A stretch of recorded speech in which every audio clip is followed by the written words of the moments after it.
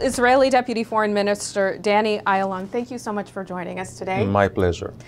As the UN General Assembly gets underway, what is Israel's #1 priority? The #1 priority for Israel is to continue a peace process with the Palestinians. We want to stop the shedding blood. We want to stop the conflict. And we want to maintain dignity and respect among all peoples in the Middle East.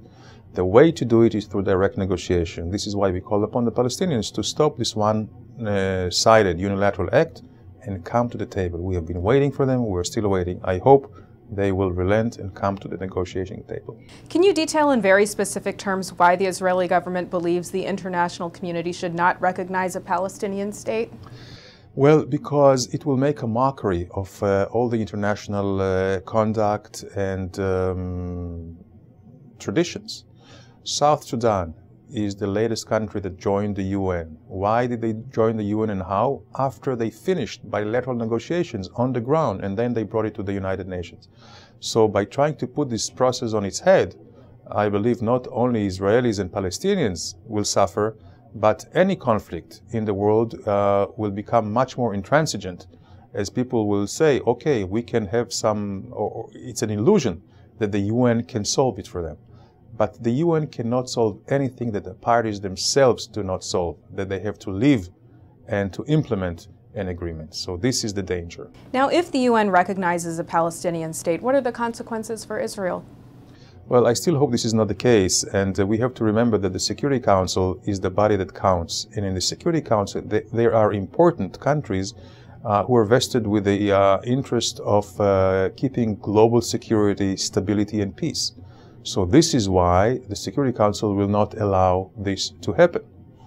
Unfortunately, in the General Assembly, there is an automatic majority for the Palestinians, and they use it and abuse it. They have 22 Arab countries, 57 Islamic countries, and non-aligned developing countries that need the Arab oils or wealth.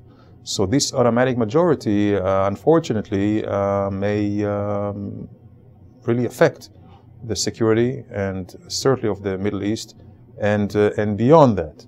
So what we are saying is that if this happens, then we will have to reconsider our steps. We are not, we are not beholden to the obligations according to the agreements, because the Palestinians broke these agreements, and we will have to take action according to our interests. This is not the best solution, and we will act very responsibly. We're not going to do things without thinking and without weighing all the options. What do those options include? Well, many. For instance, we can try and find new interlocutors, just like we couldn't negotiate with Arafat, which was a terrorist. Abu Mazen may go this path now. And we may have to wait until there is more reasonable and more sensible leadership on the Palestinian side. Has this derailed the peace process? Unfortunately, what derailed the peace process was the continued refusal of Abu Mazen and the Palestinians to come forward and sit with us without preconditions and without finding pretexts not to come to the table. How do you respond to those who say, why shouldn't the Palestinians look to the international community for multilateral recognition, especially when the UN General Assembly has accepted some of the changes for other countries in the region?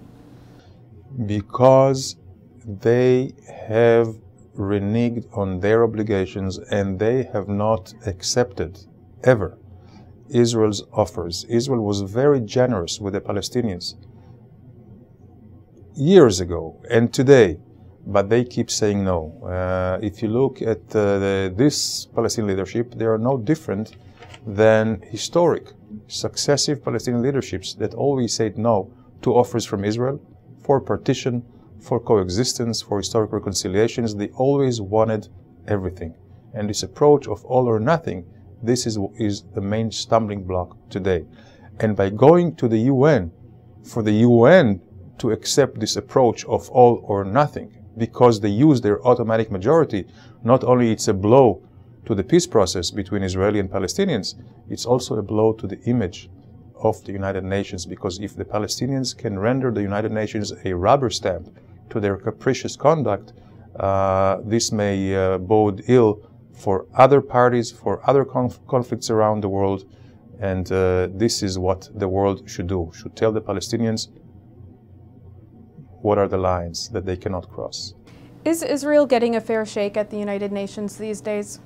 Of course not. There is this automatic majority. The United Nations is not a level playing field, unfortunately, because they have been hijacked by Palestinians, Arabs, and other Muslim countries. If you look at the United Nations today and you see the amount of time they allocate to the Israeli-Palestinian conflict and how many resolutions they condemn Israel, which is a democratic country with respect to pluralism and human rights, a really Western democracy with rule of law. And you see how much condemnation there is to Israel, and none, almost, to Saudi Arabia, to Iran, to Cuba, to Libya, to Syria. So, you know, it's a mockery. And what happens is that this usurping the agenda by the Palestinians is on the expense of really poor people in Somalia that don't have food, or in Rwanda, or in other places around the world. And this is the real pity of it. Should President Obama have taken a tougher stand in opposition to this before the international community? We very much appreciate the American leadership, and by saying that the United States is not supporting the Palestinian unilateral move, this is really a beacon of hope for others. And the United States was right to say we cannot support this move, firstly, because it's against all the contracts. We have to remember the United States, like other countries, are a signatory to the agreements as a witness. So certainly, if an agreement is of any value at all, if commitments and signatures are of any value at all for the future, you have to hold on by your agreements. So the United States was right to do what they did, and I believe and hope that other countries will follow. Since President Obama took office, he's shifted policy away from Israel. Does the Israeli government still feel the Obama administration is a good partner, or does the Israeli government look forward to a change perhaps in 2012? Well, Israelis are very careful not to go and interfere in American internal politics. We respect the American people that know what the way to vote for their own interests and values. We don't expect anyone to interfere in our elections. We don't interfere in other people's elections. What does Israel perceive to be its greatest threat in the region these days? Iran. Still, with everything that goes on, Iran is the single most dangerous threat, not just to Israel, but to the entire international community. And nuclear Iran, and they are relentless in trying to pursue illegal nuclear weapons, would change the world order forever. And it will be a direct threat to all of us in Europe, in America, anywhere else.